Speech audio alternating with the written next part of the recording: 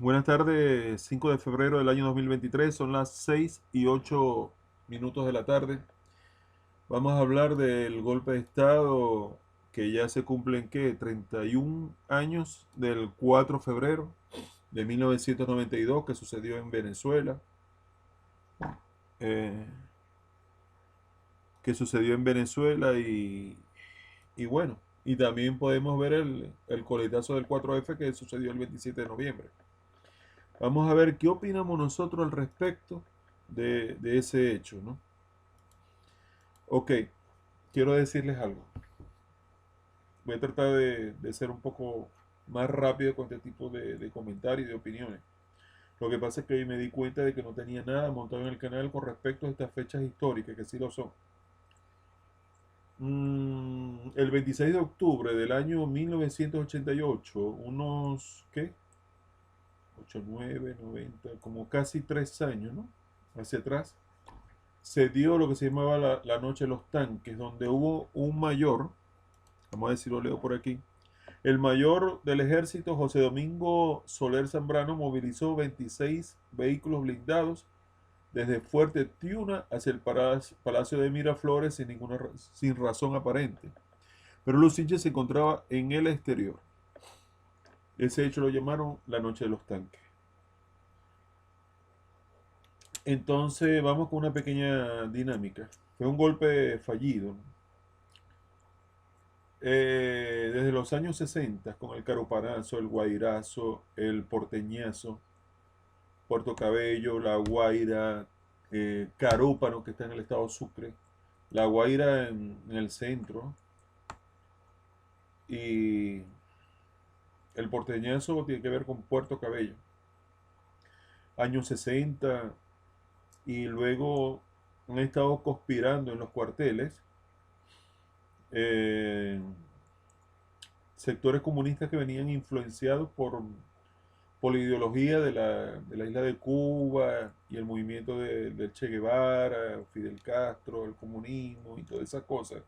Siempre había como una posición de reacción, de rebeldía ante el sistema establecido, en donde, en donde Venezuela tenía estrechos lazos con el gobierno de los Estados Unidos. Entonces, al llegar Carlos Andrés luego en las elecciones, 2 meses después de la Noche de los Tanques, la cual se mantuvo en secreto, y al quedar electo Carlos Andrés Pérez, le prepararon lo que se llama el Caracazo del 27 y 28 de febrero. Entonces, según se dice en las investigaciones, no me consta, no tengo cómo probarlo, más lo he revisado por internet, lo que puedo yo decir, de los youtubers de venezolanos, es que eso no fue espontáneo, ese estallido social no fue espontáneo, sino que fue planificado por sectores comunistas, incluso agentes externos de Cuba, que propiciaron la agitación social en donde la gente pudiera entrar en medio de la protesta por el alza de la gasolina, la cual era ínfimo para ese entonces, ya que se había mantenido el subsidio por mucho tiempo y había que aplicar algunas medidas económicas de rectificación, dado que el estatismo y el centralismo ya no se podía mantener tal cual como lo estableció Carlos Andrés Pérez en el año 1973, sino que tenían que darle mayor participación al sector privado en un proceso de descentralización y donde se pudiera dar concesiones de PDVSA de las empresas de bienes y servicios como la energía eléctrica, eh, la telefonía, CanTV, cosas así, de tal forma que mejorara la eficiencia de estos servicios y de producción, y el Estado a su vez se encargaría de cobrar impuestos, que le paguen licitación, como una licencia, pues. Eso era más que todo al estilo de Estados Unidos. En Estados Unidos prácticamente y en otros países es la empresa privada la que se encarga de todas estas cosas y el Estado es el que tramita las concesiones. Y el proceso y el proceso de descentralización, se eligieron gobernadores, alcaldes, concejales, mmm, diputados al Consejo Legislativo. Es decir, me parecía extraordinario la descentralización, la obra de descentralización de la época, en donde se iba a reducir el tamaño del Estado y el gasto público para darle mayor participación a las entidades, a los estados, para que gestionen su administración y así como también al sector privado, lo cual era beneficioso, pero para poder impulsar esas medidas económicas había que establecer algunas correcciones, entre ellas el aumento de la gasolina para ese entonces, el cual era ínfimo, pero el pueblo entró en un estallido terrible que no se justifica y la muerte, la matanza nunca se justifica y dio lugar a la tragedia de que bajaron los cerros a saquear, a, a destruir los negocios y se produce para buscar detener a esta oleada de personas. Entonces se da la masacre del 27 y 28 de febrero, donde en términos oficiales hablaban de 2.000 o 3.000 personas, pero en verdad murieron más de 10.000. Muchos, muchos muertos. O sea, Carlos Andrés Pérez eh, vivió horrores desde que comenzó ese segundo periodo de gobierno. Decía Eduardo Fernández posteriormente que si lo hubieran dejado a él, hubiera aplicado las mismas medidas económicas, pero no lo hubieran tumbado porque Carlos Andrés tenía muchos enemigos y buscaba un segundo periodo de gobierno. Tenía muchos enemigos, hasta del propio partido, que le dio la espalda al partido, dijeron de que por tomar esas medidas económicas, muchos enemigos, tanto del sector político como del sector militar, vieron el candidato correcto o el presidente correcto para hacer las intentonas golpistas, donde mucha gente estaba involucrada ahí. Repito, no me consta, yo hablo de lo que yo he visto, ¿no? De extraoficialmente, vamos a llamarlo así, de los canales en YouTube de venezolanos que en verdad acusan y hay entrevistas y hay investigaciones. Pero en verdad Carlos Andrés Pérez intentó hacer unas reformas a nivel de la economía en la cual el pueblo no estaba preparado para asimilar esos cambios y transformaciones de descentralización, de privatización. Se veía como un escándalo el paquetico de Miguel Rodríguez, que era como el analista económico que estaba impulsando eso. Y bueno, los comunistas que estaban escondidos, que de pronto ya tenían ya, en cierta moda, en cierto modo ya estaban ya identificados y como que no tenían mayor futuro dentro de las Fuerzas Armadas, entonces se lanzaron esta intentona cuyo objetivo era capturar al presidente Pérez y sabrá Dios lo que hubiera sucedido. No los imaginamos, pero sabrá Dios lo que hubiera sucedido de haber atrapado a Carlos Andrés Pérez en esa madrugada. Era un odio terrible. Tanto es así que Carlos Andrés Pérez, una vez que aparece en un canal de televisión, siguen atacando, bombardeando, disparando a la casona, donde estaba la familia de Carlos Andrés. Un hecho en verdad repudiable, ¿no? Pudiéramos decir. Bueno, entonces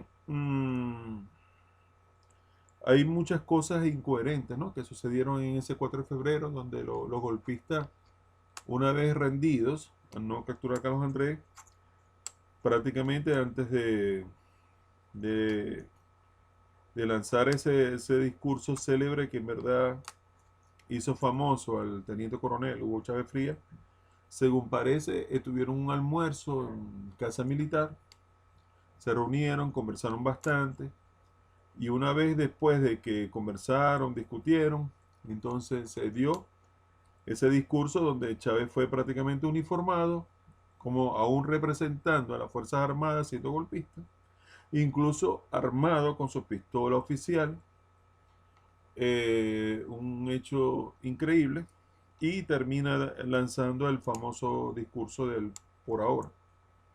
A ellos se les llamaba, ya estaban identificados, Arias Cárdenas, Hugo Chávez y la gente que estuvo con ellos. Ellos estaban, esos oficiales estaban identificados como los llamados comacates.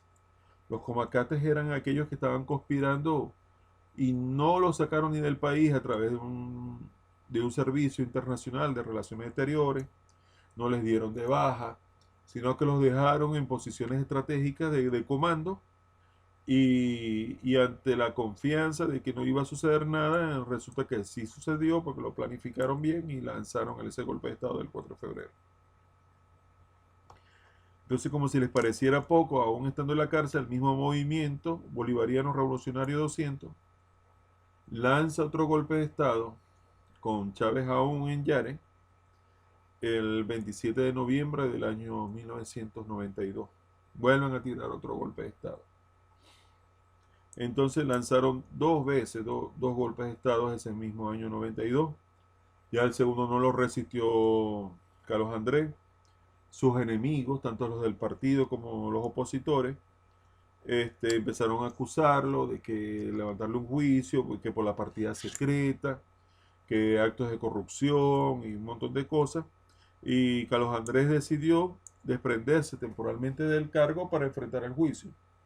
Cosa que fue una oportunidad en donde los enemigos, tanto el fiscal Ramón Escobar Salón como sus enemigos políticos y los diputados del Congreso de ese entonces, aprovecharon el momento para declarar falta absoluta del presidente y lo removieron del cargo y termina destituido e incluso preso. Preso, una tremenda indignación en verdad. Sufrió Carlos Andrés y humillación.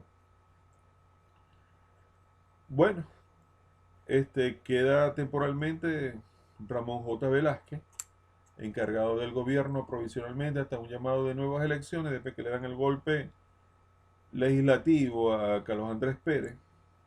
Prácticamente se dice que la última gran fiesta democrática fue en el 88. Pero bueno, termina ganando Rafael Caldera, que tiró el discurso del 92 de que las políticas de hambre y esas cosas fue muy oportunista. Pareciera que lo hubiera beneficiado enormemente ese golpe militar.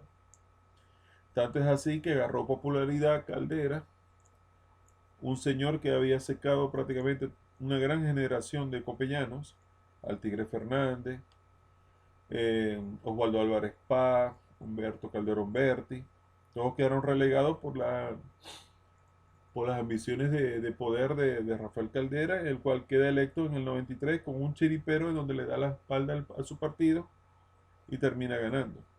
Se dice incluso que por estrecho margen Andrés Velázquez había ganado, pero que negoció las elecciones, no me consta, es lo que dicen ahí por las redes.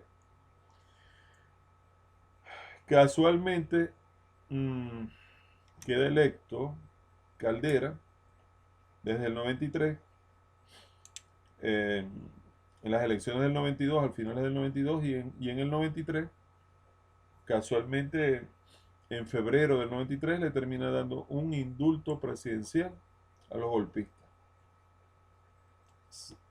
para sacarlos a la calle, ¿no? Un indulto presidencial. O, según recuerdo, fue en el 94, febrero del 94, queda electo en el 93 y en febrero del 94 le da un indulto presidencial Rafael Caldera y salen a la calle. Y no solamente que salen a la calle, sino que ni siquiera tienen una inhabilitación política. Aquellos que violentaron el Estado de Derecho, el hilo constitucional, la democracia en Venezuela, con dos golpes de Estado, fueron reincidentes y aún así fueron habilitados para participar en unas elecciones posterior al gobierno de Carlos Andrés Pérez, donde se da la oleada más grande de corrupción, donde cayeron bancos que eran centenarios, como el Banco de Maracaibo, el Banco Latino, Confinanza, Banco Unión. Un verdadero caos, caos en verdad. Pero bueno, ante ese gobierno desastroso de Caldera dando indulto a quienes violentaron el Estado de Derecho y, y de paso uno de los gobiernos más corruptos de la historia de Venezuela, para ese entonces se lanza Hugo Chávez ofreciendo un proyecto humanista no estaban claros con qué se escondía detrás de ese personaje. Y lo primero que hacen es cuando hacen el juramento sobre la Constitución de la República de Venezuela, el hombre habla ya con sus intenciones que ante esa moribunda Constitución, o sea, iba a transformar el Estado, las reglas del juego, las leyes, todo. Algo que es muy peligroso, en verdad. A cambiarnos la vida definitivamente. Bueno, él estaba en un plan que estaba ganando elecciones a diestra y siniestra y bueno, gana la elección de llamar a la constituyente por plebiscito.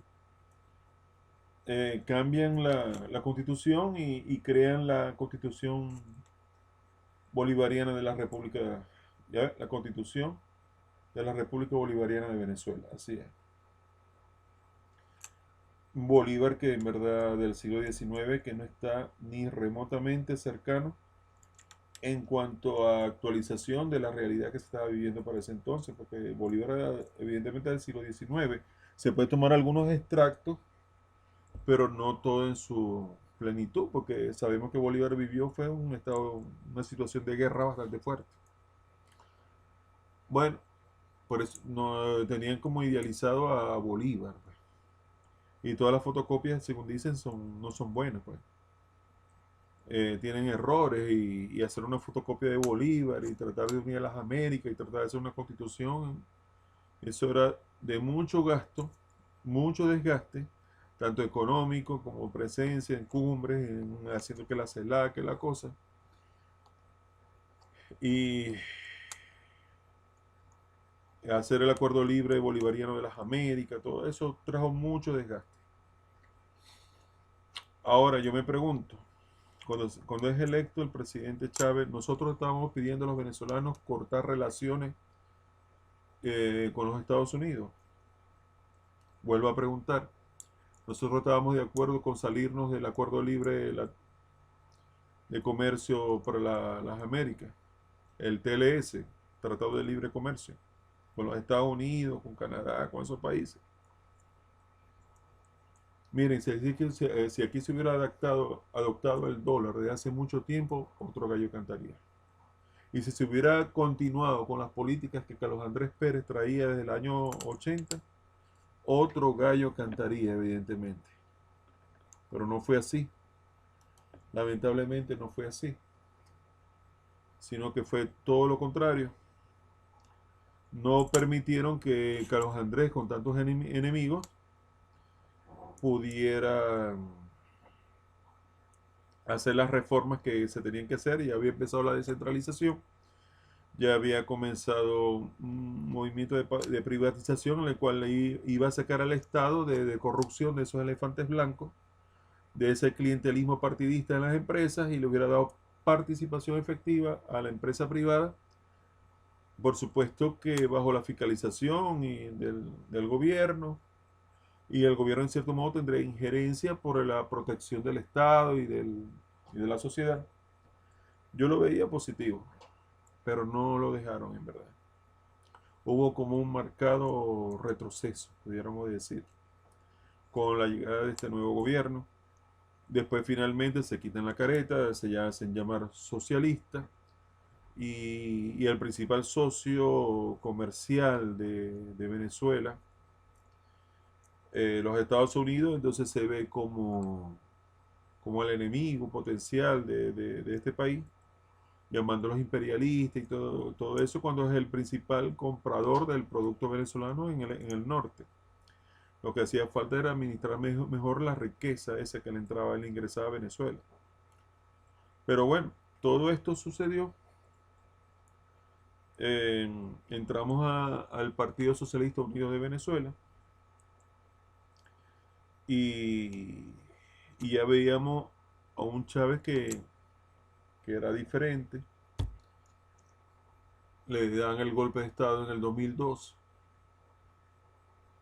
Eh, Fue muy extraño ese golpe de Estado, donde él sale del palacio y después regresa y estuvo en la horchila. Fue muy, muy extraño.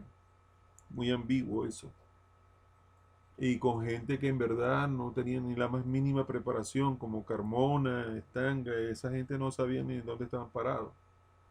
Lo que hicieron fue desgraciar sus vidas en ser partícipe como una representación civil en ese golpe militar, en ese golpe que se dio.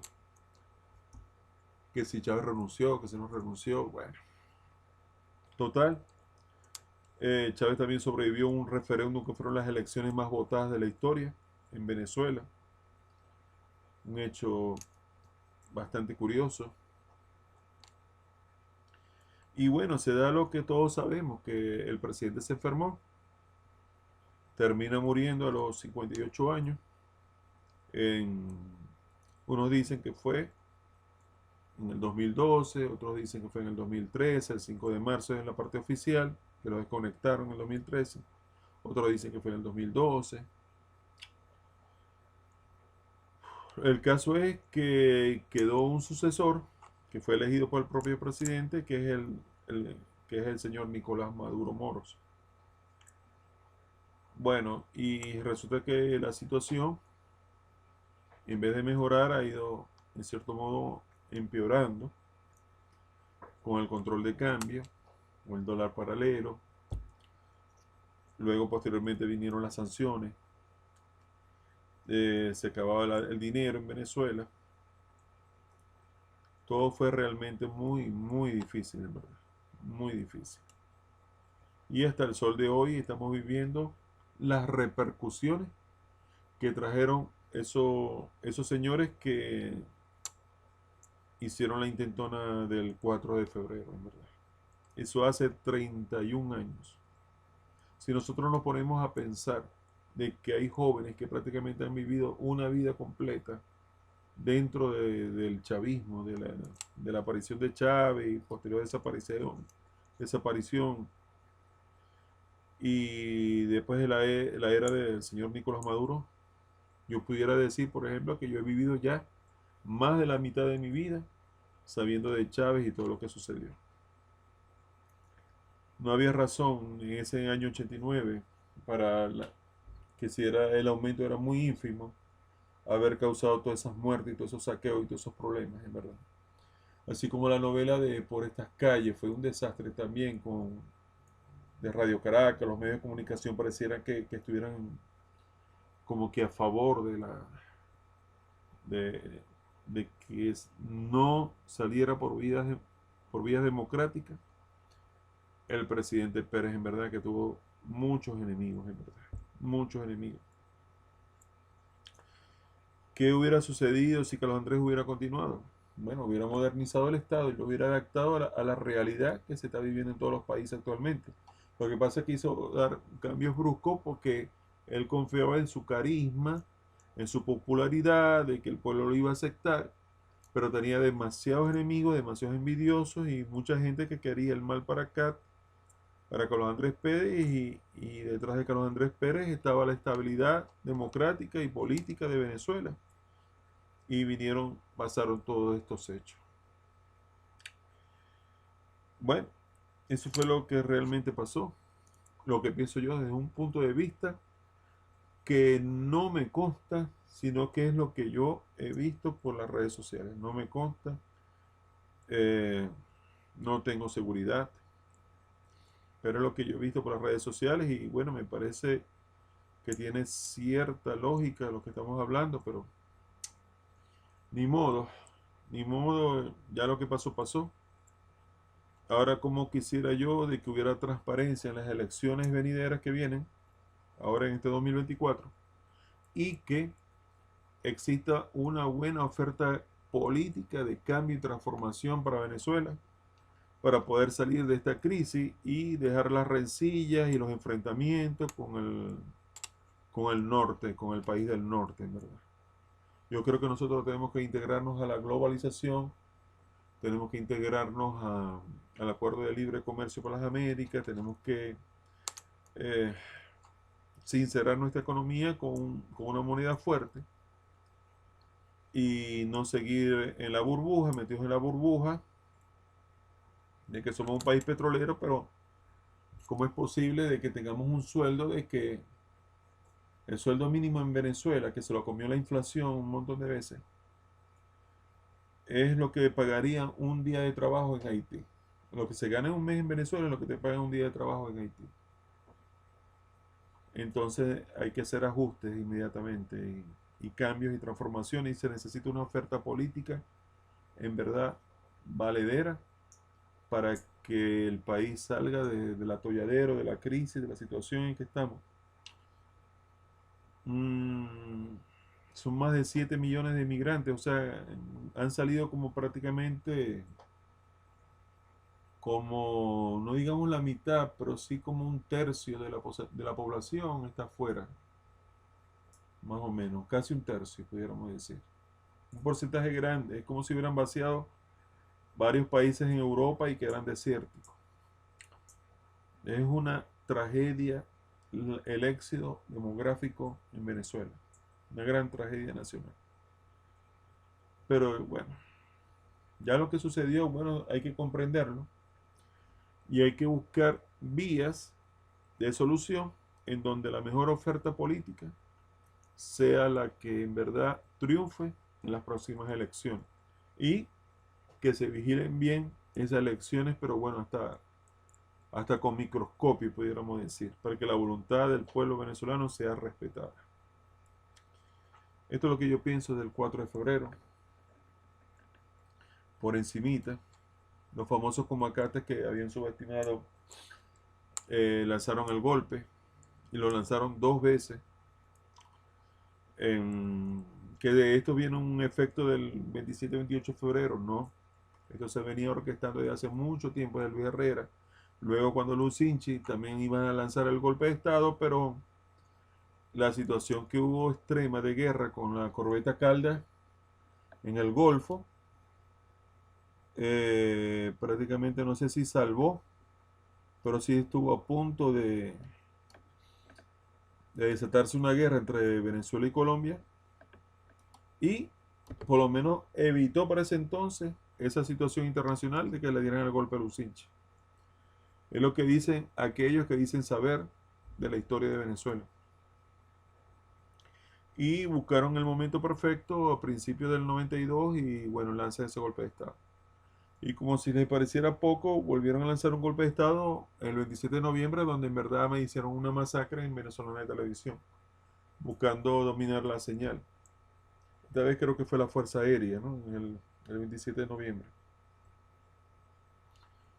Entonces, estas cosas no deberían suceder.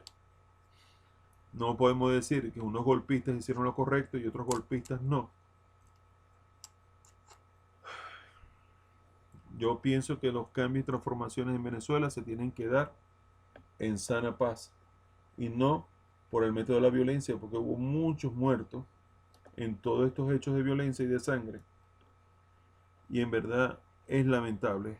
Yo sigo apostando por la vía pacífica y democrática, como buscar una solución para Venezuela y buscar alternativas para mejorar el Consejo Nacional Electoral, que es un organismo súper importante, muy importante, eh, para todo el pueblo venezolano.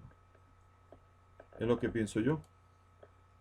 Y bueno, es la reflexión que yo te quería hacer sobre los hechos del 4 de febrero. Ya lo del 27 y 28 de febrero y otros eventos será más adelante, pero lo del 4 de febrero era eso. Lastimosamente parece que hubo muchos cómplices detrás de los principales cabecillas. Hechos lamentables que sucedieron en Venezuela y ojalá no sucedan nunca más y los cambios que se tengan que dar se den de manera pacífica y democrática. Bueno, si en verdad te gustó este video, esta reflexión sobre el 27 y 28 de febrero, por favor te pido que me regales un like, un me gusta. Si quieres suscribirte al canal y acompañarme en este tipo de comentarios y reflexiones, por favor suscríbete, ayúdame a crecer en YouTube. Y si quieres compartir este video en redes sociales, en verdad me haría un gran favor. Se les aprecia y se les respeta a todos. Cada quien tendrá su punto de vista con respecto al 4 de febrero. Gente a favor, gente en contra, no sé. Respetamos la posición de cada uno de ustedes.